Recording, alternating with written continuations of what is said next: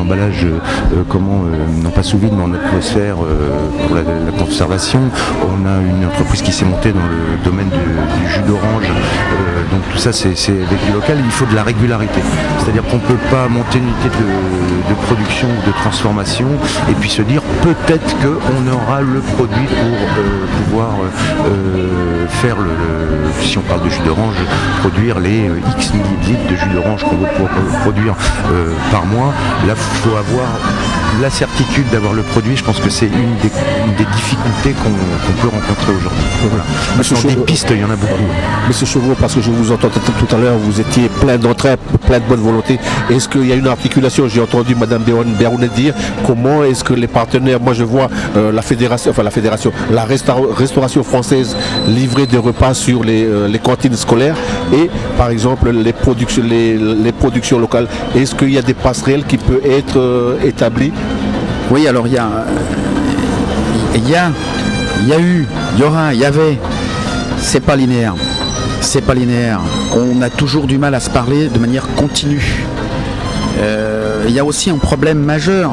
Lorsque vous transformez ou vous alimentez un plateau repas, il faut aussi vous assurer de la continuité de la réception de la matière première. Parce que là, si vous donnez l'exemple de la restauration, en grande quantité, il ne s'agit pas de préparer 30 repas, mais là on parle de 5, 10, 15, 20 000 repas. Donc là, vous ne pouvez pas avoir un demi-crouton de pain avec un demi-chouchine, ça c'est pas possible, ça va le faire. C'est pour ça qu'il y a nécessité à connaître les engagements des uns et des autres et les capacités de production. On s'est étonné l'année dernière et on a porté le paix un peu plus haut de voir des avocats en période de saison de l'avocat de marée surgelés en provenance du Pérou via Nantes. On a trouvé ça extraordinairement déconcertant. Cela dit, si la personne a importé ses marchandises, c'est soit parce qu'il y a un marché, soit parce qu'il ne veut pas travailler avec les gens d'ici, soit parce qu'il est un petit peu bizarre. Alors c'est peut-être un peu des trois. Mais nous, on est allé sur Marais, tiens, il y a quoi? C'était l'année dernière, on a fait un bureau sur place, un comité directeur. Dans l'hôtel où on était, on ne servait pas à table des fruits qui étaient dans le jardin. Voilà, donc on a un problème réel. Alors je dis pas que c'est des problèmes récurrents, c'est peut-être simplement cyclique. C'est cyclique, hein. On a cette saison tel truc, on n'en a plus, bon, on fait comme on peut. C'est un problème général, mais c'est pas. Moi je pense qu'il y a des politiques publiques, il y a des envies communes, tout le monde est sur le pont. C'est juste que des fois on n'a pas l'impression d'être dans le même qu'est nous, quoi. Monsieur Lecret. Oui, non, simplement, je pense que tout le monde est d'accord qu'on est en capacité dans ce pays à produire. Voilà, si on parle du secteur agricole, on a une terre fertile, de l'eau, on est en capacité de produire. La difficulté, et puis ça peut être un indicateur, finalement c'est quoi le taux d'absorption par le marché de Nouméa des produits de marée ou des produits des îles? Et c'est comme ça qu'on va tout de suite mesurer. C'est pour ça que je parlais de, finalement, au-delà des volontés, il nous faut aussi nous fixer un certain nombre d'objectifs pour être tout à fait cohérent avec ce qu'on dit. Parce que depuis des années, il y a une capacité de produire, il y a une production vivrière, celle qu'on appelle non marchande. Mais aujourd'hui, si on veut donc poursuivre dans les segments d'activité au-delà de la production, la transformation, etc., il faut donner des assurances. Il faut donner des assurances aux agriculteurs. Et l'évaluation simplement de la consommation sur le marché local nous donne des indications. À partir de là, il est quand même assez aisé de fixer des quotas de production, même si on connaît les difficultés à produire les niveaux et les quantités demandées. Mais c'est vrai que quand il n'y a pas finalement de débouché, c'est dur de pouvoir encourager dans cette voie. Donc il me semble que il est intéressant après la prise de conscience. Hein, moi j'avais souligné tout à l'heure pour dire qu'aujourd'hui il y a une prise de conscience. C'est peut-être l'élément extérieur, le fait qu'il y a la crise. Hein, mais puisqu'on a passé cette étape, eh ben, il faut très clairement voir comment on arrive à rentrer sur les étals de Nouméa voir comment on arrive à rentrer dans nos cantines scolaires. Et je veux dire, tout ça va se mesurer au niveau de la consommation. Après, il peut y avoir une démarche aussi, je vais dire ça comme ça, patriotique, nationaliste, avec un choix préférentiel sur des produits locaux. Mais ça peut aussi remplir un cahier des charges quand on parle de qualité des produits. Nous sommes en capacité, quand on parle d'agriculture, de vraiment produire de la qualité. Donc de la fraîcheur, de la qualité, etc. Donc on a quantité comme ça d'atouts qui, et je rejoins Eric, qui font qu'aujourd'hui on n'explique pas. Mais la première des choses, la prise de conscience, il faut qu'on puisse donc mener au travers des politiques publiques un certain nombre de dispositifs qui nous permettent d'aller dans ce sens. Et tout le monde y a gagné. Et je parlais tout à l'heure, et c'est un élément important, il faut prendre en compte le rééquilibrage. Parce que quand on parle de production vivrière, quand on parle d'habitat ou de besoin d'amélioration des conditions de vie, eh ben, je veux dire, il y a quand même des différences, hein, un certain nombre de statistiques d'études sont là pour le démontrer. Il faut qu'on aille très clairement, volontairement dans ce sens, parce que c'est pour le bien de tous. Donc aujourd'hui, voilà, il faut aller dans ce sens. Moi, je suis encore une fois très satisfait. Ce qui se fait aux îles, c'est très bien. Ce qui se fait au nord, c'est très bien. Ce qui se fait dans le sud, c'est très bien. Mais aujourd'hui, il faut aller plus loin. Monsieur Hébert, qu'est-ce que ça vous inspire, tous ces échanges-là? Moi, je suis assez contrasté en vous entendant, parce que d'un côté, on voit que l'économie verte et l'économie bleue, le potentiel est formidable. Le mot slogan est là, le travail préparatoire a été fait, et en même temps, ça n'embraye pas aussi loin et aussi vite que ça devrait embrayer. Et en parallèle, quand je vous écoutais tous, et en particulier le ministre Legrain, j'essayais de me mettre dans la peau de l'individu de base. Et il est très schizophrénique, cet individu. C'est-à-dire que quand il a une casquette de contribuable, on veut tous du local, on veut tous du produit à proximité, etc. Quand il est consommateur, il y a deux types d'individus. Il y a ceux qui recherchent trop souvent le prix, et qui ont complètement oublié ce qu'ils disaient avant. Et puis, il y a ceux qui recherchent la qualité. Et là, j'adhère complètement à ce qui vient d'être dit. Souvent, ceux qui recherchent la qualité, ils n'arrivent pas à la voir. Soit parce qu'il n'y a pas une étiquette produit d'à côté, produit de qualité, qui est juste sur le produit, soit parce qu'on ne leur l'a pas mis en valeur. Et la troisième casquette, c'est la casquette du citoyen.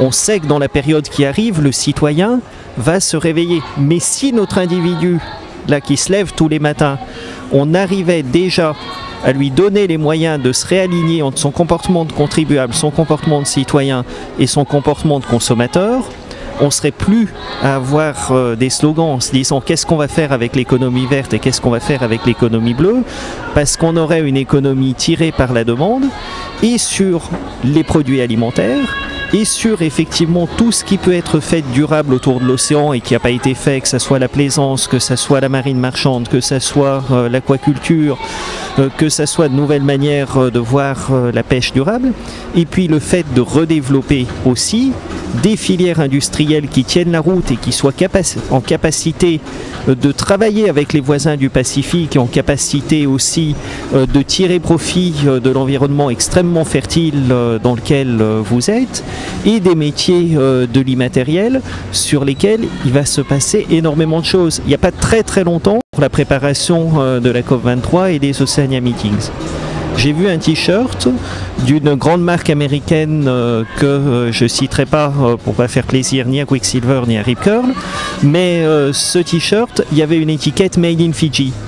Parce que quand les Fidjiens sont allés discuter avec les Américains qui voulaient implanter l'usine, ils ont dit mais nous on est capable de tisser, mais nous on est capable de faire du design, on est capable de couper, on est capable de vendre, on est capable de faire toute la logistique. Donc pourquoi, si vous voulez vendre sur place, vous installeriez pas une usine sur place? Et de ce côté-là, je dois dire, c'est peut-être en venant de France, mais je vous trouve un peu timide dans vos ambitions, et effectivement vis-à-vis de l'importation, l'histoire, la géographie, un certain nombre de choses ont fait que au final on n'arrive pas à mettre en avant ces belles étiquettes de tout ce qui se fait de bien et de tout ce champ des possibles pour faire en sorte que ce ne soit pas des possibles mais des réalisés.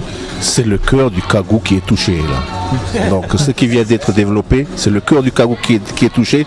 Et donc on laisse la parole aux représentants de la FINC pour, quand on vous disait quelle stratégie pour le développement de l'industrie manufacturière, du moins c'est le générique de la thématique, ce qui est développé là, qu'est-ce que ça vous inspire? Combat depuis 30 ans pour nombre d'entre nous de consommer, de fabriquer localement tout ce qu'on consomme. On a une position en Nouvelle-Calédonie quand on parle de production qui n'a pas du tout été confortable. La production calédonienne, enfin la production locale en général, hors l'IKEA, a très souvent été dénigrée et mise à mal.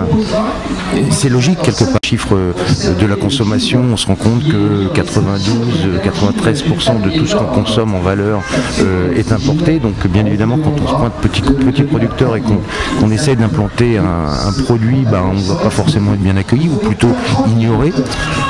Chemin faisant, dans ces 30 années, quand même, on constate du positif, c'est que l'histoire est en train de donner raison à la production et à la consommation de proximité. Donc ça, c'est le côté positif. Mais c'est vrai que les choses devraient être plus simples. Je rejoins ce que disait monsieur en disant que à travers chaque citoyen, on va dire, il y a différentes facettes. Il y a effectivement ce qu'on note très souvent, c'est-à-dire que oui, il faut défendre la production locale, mais elle doit être au même prix, mais elle doit tout proposer de la même manière qu'à New York ou à Los Angeles. Et malheureusement, on est sur un marché de 250 royaliste que le roi. On ne peut pas vouloir produire des choses et vouloir laisser le champ libre à l'importation, parce qu'on n'installe pas une usine pour produire pour 10 ou 15 000 consommateurs. Si on met une usine en Nouvelle-Calédonie, effectivement, en règle générale, il faut qu'elle produise pour la globalité du marché calédonien, sinon c'est un non-sens. Qu'est-ce que c'est que 280 000 personnes? C'est une petite ville. Donc voilà, quoi. C'est un petit peu toute cette complexité qui se pose à nous. Monsieur Chevreau, par rapport à ce qui est dit par monsieur Imbert, et puis tout à l'heure, madame Biarounet parlait des pays que le FLNKS a ouvert sur les pays de la Mélanésie. Est-ce qu'il n'y a pas à penser, au lieu de penser calédo-calédonien, est-ce qu'il n'y a pas cette ouverture-là vers d'autres espaces? Alors moi je vais rappeler deux choses. D'abord, la notion de protection de ce qui est produit en Calédonie date de tout début des années 80. C'est un accord politique, il faut le rappeler, entre les deux représentants des deux tendances, c'est-à-dire Jean-Marie Tchibaou et Jacques Lafleur. C'est eux qui décident qu'il y a des protections de marché. C'est pas aujourd'hui Germain ou toi Anthony. Non, ça fait 37 ans que ça existe. Donc c'est pas nouveau. Déjà, je pose le truc. Ensuite, nous depuis 2014, suite à une petite invitation du FLNKS qui recevait les gens du groupe du Fer de Lance, on a organisé des visites d'entreprise à leur demande. Et puis les gens qui faisaient partie de cette délégation des pays de la zone de la Mélanésie donc nous ont dit mais bon sang de bonsoir, c'est ça qu'on veut. On a besoin de vous. Et vous êtes où? Qu'est-ce que vous étiez où? Nous on n'était pas dans le. Et ça revient à ce que tu disais Anthony tout à l'heure. Il y a une partie politique au début, pendant des années, on rééquilibre, mais il y a quand même une notion de politique politicienne, même si elle a une petite valeur économique. Mais nous on n'était pas dans le circuit, parce que les accords de Nouméa, ils sont pas économiques. Notre part à nous, on aurait pu les appeler les accords du COS, c'est ce qu'on disait souvent. Ça, ils existaient pas, il a fallu se positionner. Et du coup, par chance, on s'est retrouvé en 2014, en juillet, aspiré dans l'échange économique régional. Et dès la fin du mois, c'était début ou fin novembre 2014, on a été invité à la deuxième foire internationale du groupe de Fer de Lance en Papouasie, Nouvelle-Guinée. Et ça a été le début de quelque chose. Et de ça est né AVEX, c'est-à-dire le cluster export, qui aujourd'hui s'appelle NCTI. T'as vu, je le dis en français, vous n'aimez pas.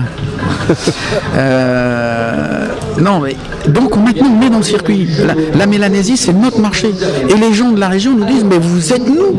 On est des cousins finalement, même si moi je suis un petit peu plus palichon que toi. Globalement, on était les frères mélanésiens quand on était là-bas. Il n'y avait pas de problème.